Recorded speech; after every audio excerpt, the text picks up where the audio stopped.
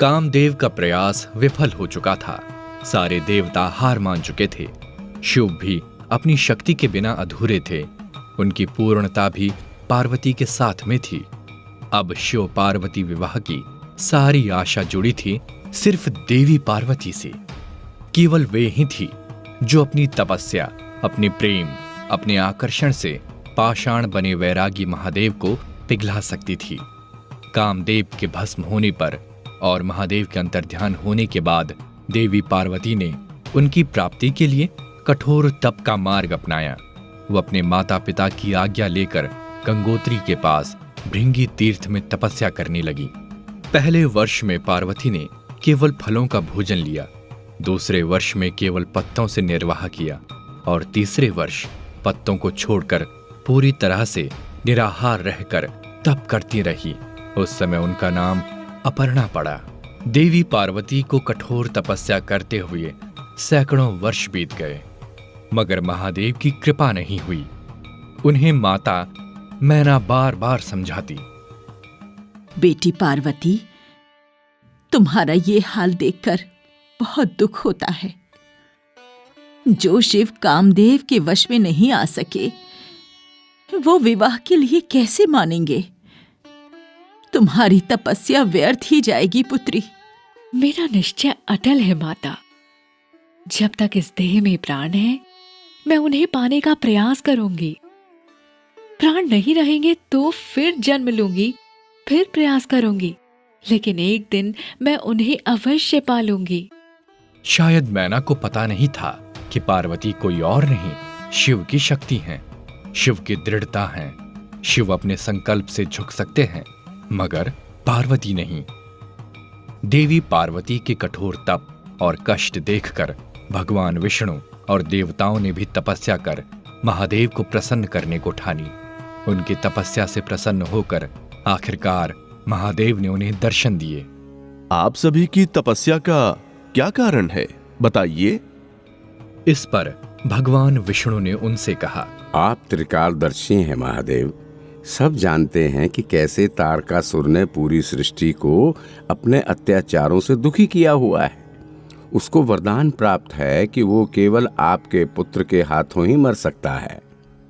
अब हम सभी देवता और पूरी सृष्टि इस बात की प्रतीक्षा कर रही है, आपका विवाह जल्द से जल्द माता सती के पुनर्जन्म देवी पार्वती से हो और इस संसार का कल्याण हो। इसी कारण कामदेव ने आपकी तपस्या भंग करनी चाहिए थी, मगर खुद भस्म हो गए।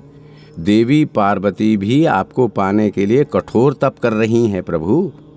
हम सब पर अपनी कृपा करें, देवी पार्वती की तपस्या का फल उन्हें दें। महादेव शिव ने ध्यान लगाकर तपस्या में लीन देवी पार्वती को देखा। उन्होंने निश्चय किया कि देवताओं की बात मानने से पहले वो देवी पार्वती की परीक्षा लेंगे।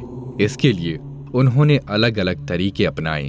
कभी अपने दूतों को पार्वती के पास भेजा तो कभी सप्तऋषियों को। सबने शिवजी की बुराइयां करके बड़ी कोशिश की पार्वती का निश्चय तोड़ने की, मगर कोई सफल नहीं हुआ। तब महादेव शिव एक ब्रह्मचारी का रूप धरकर खुद देवी पार्वती की परीक्षा लेने पहुंचे। देवी, तू जिसको पति के रूप में पाने के लिए तपस्या कर रही है, वो पत्थर दिल है। वो तेरे तप से कभी नहीं पिघलेगा।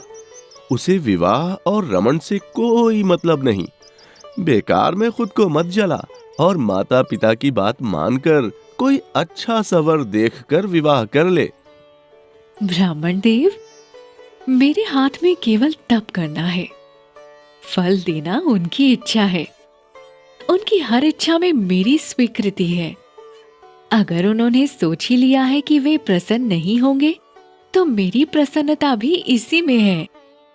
ओ सुकुमारी देवी, फिर इतनी कठोर तपस्या का क्या लाभ?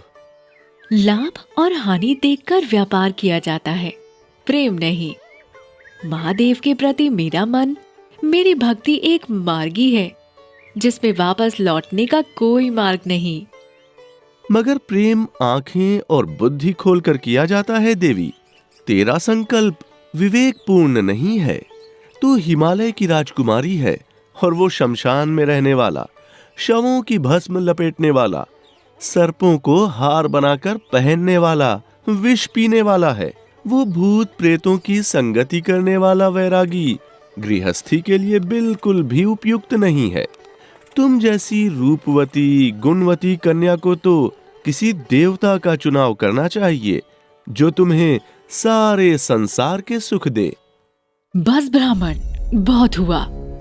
ब्रह्म ज्ञानियों जैसा वेश धरा हुआ है, मगर तेरी बुद्धि में जरा भी ज्ञान नहीं। तभी तुझे त्रिलोकीनाथ महादेव शिव में इतनी कमियां नजर आ रही हैं। वैसे तो तेरे जैसे शिव निंदक के लिए मृत्यु दंड ही बनता है, लेकिन मुझे डर है कहीं ब्रह्म हत्या के पाप से मेरा तप भंग न हो जाए, इसलिए तुझे क्षमा करती हूँ।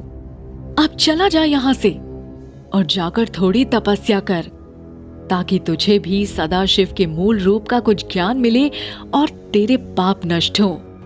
महादेव पार्वती का रौद्र रूप देखकर मन ही मन बड़े प्रसन्न हो रहे थे। उनके मन में पार्वती की ओर सहज आकर्षण उत्पन्न हो गया। वो पहचान गए कि वो कोई और नहीं, उन्हीं की शक्ति शिवा हैं, सती हैं, जो पुनर्जन्म लेकर उन्हें वापस पाने आई हैं। आखिरकार महादेव शिव देवी पार्वती की अखंड तपस्या से प्रसन्न हुए और उनके साथ विवाह करना स्वीकार कर लिया।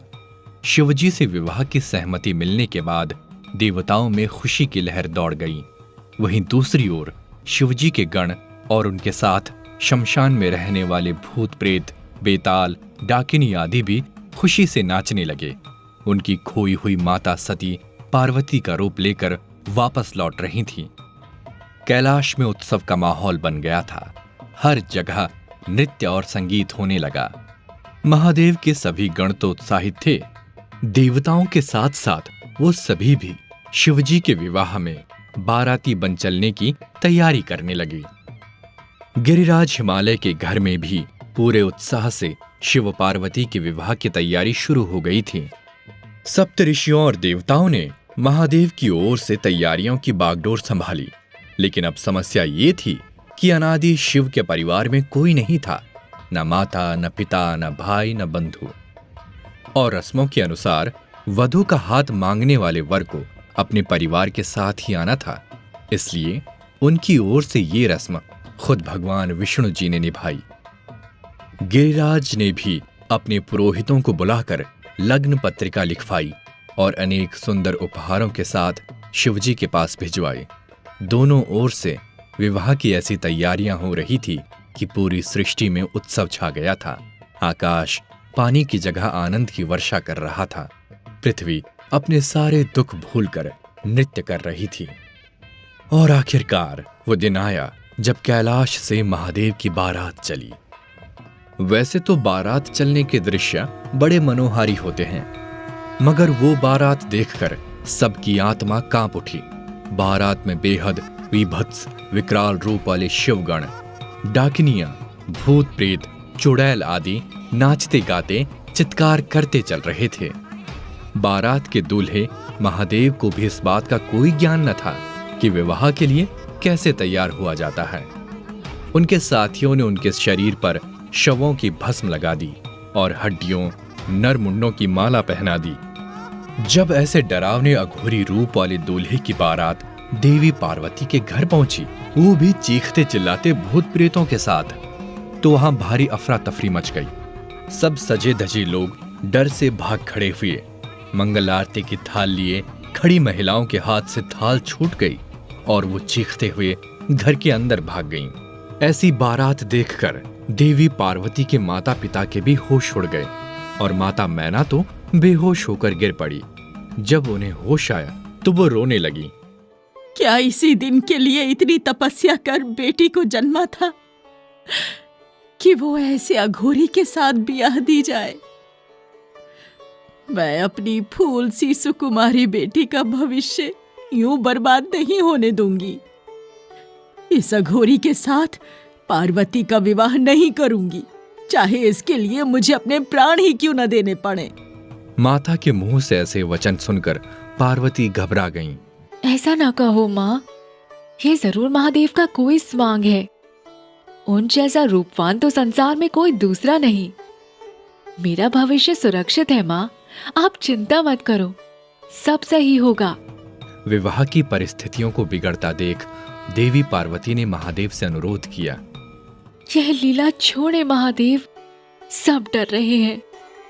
अघोरी वेश बदलकर मंगलकारी सौम्य रूप धारण कर ले और उसी तरह बारात लाए जैसे सामान्य बारातें होती हैं। मैं तो बस तुम्हारे परिवार को दिखाना चाहता था कि वे किसके साथ अपनी पुत्री का विवाह कर रहे हैं। उन्हें अपने निर्णय पर पुनर्विचार करने का एक और मौका देना चाहता था, मगर मैं तुम्हारी इच्छा का मान रखता हूं। जैसा तुम कहोगी वैसा ही होगा। और भूतनाथ भोलेनाथ बन गए।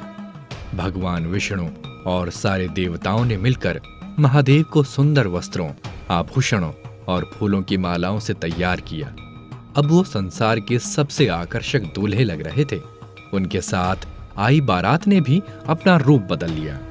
जब भोलेनाथ पूरी तरह से तैयार होकर सभी के सामने आए तो उनका रूप सौंदर्य देखकर सबकी आंखें चौंधिया गई। सभी उनके रूप और व्यक्तित्व का गुणगान करने लगे। उन्हें देखकर मैना और हिमालय राज का भी डर समाप्त हुआ। वो इस विवाह के लिए खुशी खुशी तैयार हो गए। शिव और पार्वती के मंगल विवाह की रस्में शुभ मुहूर्त पर आरंभ हो गई, जिसके साक्षी करोड़ों देवी देवता, ब्रह्मा, विष्णु सभी बन रहे थे। ढोल शहनाइयां बज रही थी, मंगल गीत गाए जा रहे थे, फूलों की वर्षा हो रही थी। शिव और पार्वती दोनों ने एक दूसरे को वरमाला पहनाई, वचन भरते हुए फेरे लिए और सारी रस्में विधि पूर्वक संपन्न की। और आखिरकार भगवान शिव को उनकी खोई हुई शक्ति पार्वती के रूप में मिल गई। शिव पार्वती के मिलने की वो रात्रि शिवरात्रि कहलाई, जब भगवान शिव वापस अपनी शक्ति भगवती को प्राप्त कर संपूर्ण हुए।